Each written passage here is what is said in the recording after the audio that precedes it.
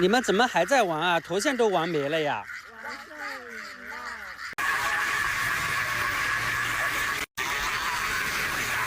What the hell are they doing? Well, everyone had a favorite toy growing up. I was into Yu-Gi-Oh! And the Nintendo DS. In China, a lot of people born in the 90s and 80s had these bamboo cicadas as a toy. And the internet recently has been flooded with videos about this childhood toy, which only cost a few yuan or a few cents. And this toy, when you spin it around, makes a sound that sounds like a cicada, and it's made of bamboo. Videos that make your ears go crazy, right? But it's a traditional handmade toy that's very cheap and very fun to play around when you have nothing to play with in China, and that's all there is to it. A harmless looking toy. And yet somehow these videos have been censored. And it's related to complaints reportedly filed by Huawei, one of the most untouchable and, in my view, most cult-like brands behind the Great Firewall. And this is the man to blame. This is Richard Yu. I don't know if you remember, but he was seen here in a video sitting around and being served as if he was the emperor. He is the chairman of Huawei's consumer side of things, as well as its EV program. And internet users compared his voice to the sound of the bamboo cicadas make. 不久，有一个企业家朋友开着他的 M9，带着另外一个企业家朋友到广州去。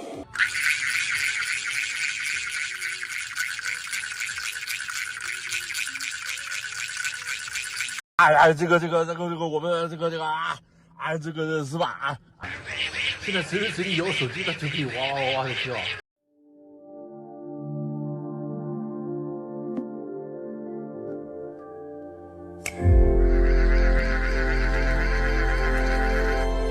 Now, people in China already know that references to Xi Jinping, any meme based on Xi, is heavily censored. It's just remarkable that a domestic brand like Huawei, in the eyes of many users, receive comparably the same type of protection as Xi Jinping's image, right? That left many people angry, but they're afraid to speak out, which is why the bamboo cicadas happened. So then people mass posted these parody videos. There's actually a 10-minute compilation, which I'll play some of the funny ones for you now. 这个，我们这个啊。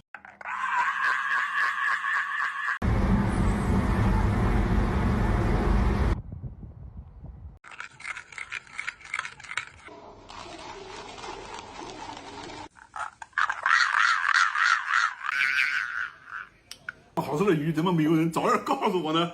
哎，这个生意人，这个，我们这个啊，这个，我们这个啊，这个，我们这个啊，这个是吧？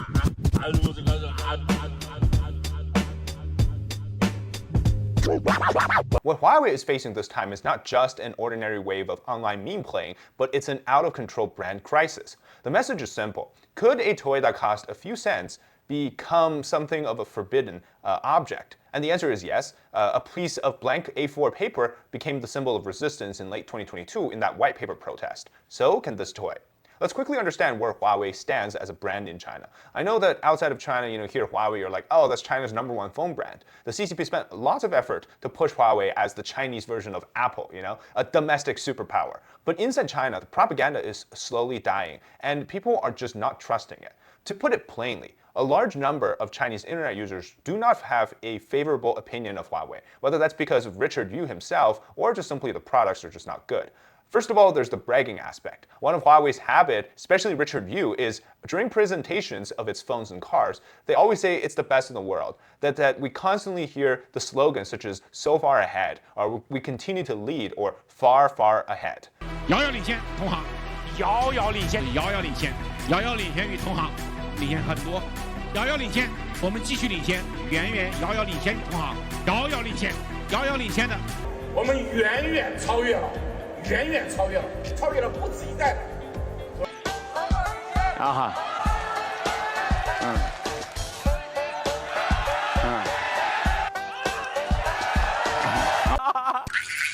，And so this became a meme. Every time you hear somebody from Huawei, especially Richard Yu, it's almost like a brainwashing thing. It's like, after hearing this, you become so far ahead. One Huawei-linked promotional clip even boasted that under Huawei's quality standards, some automakers would not be able to release a single vehicle. And the message was that Huawei standards were so strict that nobody else could compete. But the thing is, Huawei, and especially its current EV brand, the Ito, is actually terrible. It's so bad that somebody made a full 4-minute song rewriting the lyrics from Jay Chou's famous song 霍元甲 into trashing the EVs.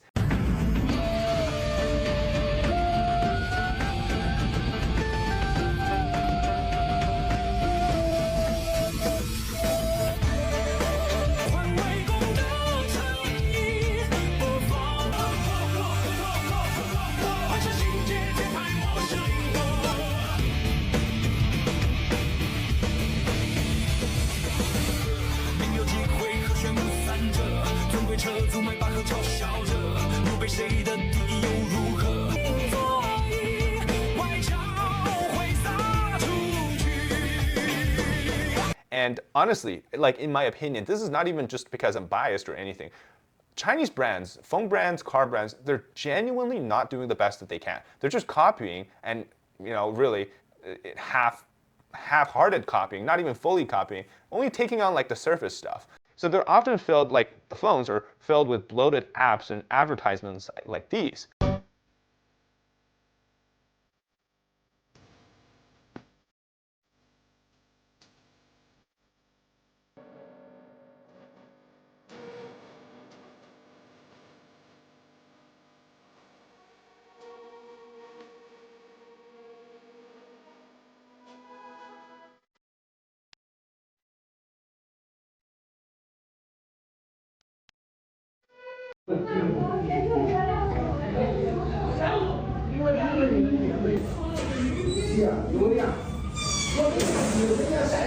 And their cars have loads of problems.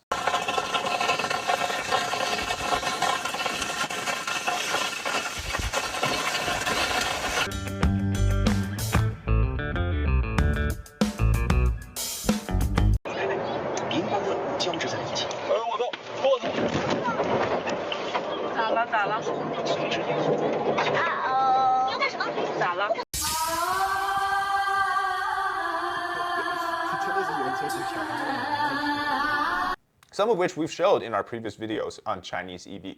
And during their latest showcase, Huawei G9, the off-road vehicle launch event, which was hosted again by Richard Yu, the big screen showed that the G9 off-road vehicle traversing multiple mud pits, demonstrating its abilities. But internet users also noticed that after emerging from the mud, the vehicle was surprisingly spotless, completely free of any stains. Some internet users remarked that this is treating consumers like fools again. Perhaps the biggest problem, in my opinion, of Huawei today is actually the patriotism test. Now, Huawei's tendency to brag is not new, but I do not think that it's actually the main reason why Chinese consumers dislike the company now. The deeper problem is that Huawei, and honestly a lot of its supporters, often turn things like buying a phone from Huawei, which is a very ordinary consumer product, into somehow a demonstration or a display of nationalism. Do you love China? Well, if so, then you have to buy a Huawei. Like the message is so clear, like come to China, buy a Huawei, drink some Chinese jasmine tea, and you've become Chinese. That's the message. After Huawei was sanctioned by the US, the company increasingly started to portray itself as sort of the symbol of China's technological resistance and national strength breakthrough. Like walk past a Huawei store and the posters seem to communicate one message. Buying Huawei means you love China, you support Chinese technology. Not buying Huawei means refusing to support a domestic brand. Criticizing Huawei means you're simply handing ammunition to foreign forces, or in fact, you are a spy. So it's this kind of direct, correlation that they built around where your stance on Huawei is determines your literal political and existence. Like that is super strange to me. But this kind of moral coercion naturally irritates many people. Like if you simply don't care, you want to be political, and you're just forced the stuff down your throat, you're not going to like that, right? So that's where a portion of the memes is also born, which is like, you buy Huawei, it almost becomes this IQ test, or it's an IQ tax. There's even a post recently that Huawei hiring interns from different schools, but apparently you can't fill the online application from devices using Harmony OS, which is Huawei's own devices. In other words, students who own Huawei devices cannot fill an application to work at Huawei, the company they so much love to do, to work at. The irony. But what makes the situation more ironic is the fact that Huawei's founder and CEO, Ren Zhongfei, clearly said in 2019 that Huawei products were merely commercial goods and should not be used to inflame nationalism. And yet, here we are today. So other than the blatant nationalism, the profit that comes from it, Huawei remains untouchable because it has a heavy tie to the Chinese Communist Party, whether that's through the investment or the potential of Huawei being used in different applications. Some Huawei phone users claim that when they downloaded politically sensitive videos, the phone could actually detect the content, and even when it was just stored on the phone app, they can be prevented from playing these videos as if they have remote control on all of these things. And these, again, there were user allegations that circulated online, and yet those things eventually got deleted right away. And so they spent a lot of the effort to try to censor, to safekeep the perception of Huawei as a positive one. There's also widespread view that whenever Huawei products receive negative coverage, an invisible force somehow intervenes and the critical videos or commentaries would actually disappear. So, but again, you can expand this through the entire field of phones and EVs and Chinese domestic products. It's through censoring these negative reviews of them that Chinese EVs, Huawei devices in particular, they can still have a reputation that's not in the gutters. Otherwise, if it was a genuine free flow of the good and bad, you probably will see even less people buying this.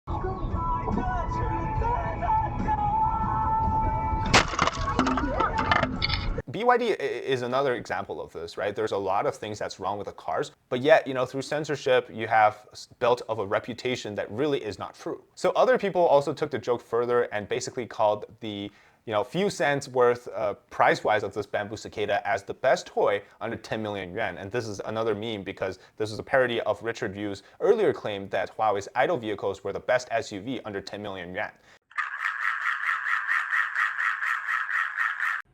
1000万以内的 SUV 找不到对手。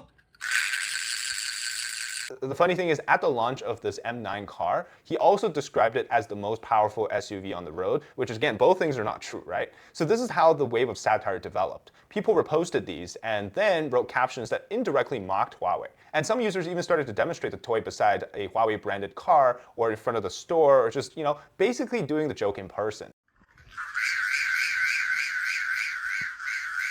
But the Barbara Streisand effect part is that most of these videos, they never even mentioned any keywords related to Huawei, Idol, which is the car, or Richard Yu himself, and yet everybody in the comment section seems to understood what was happening.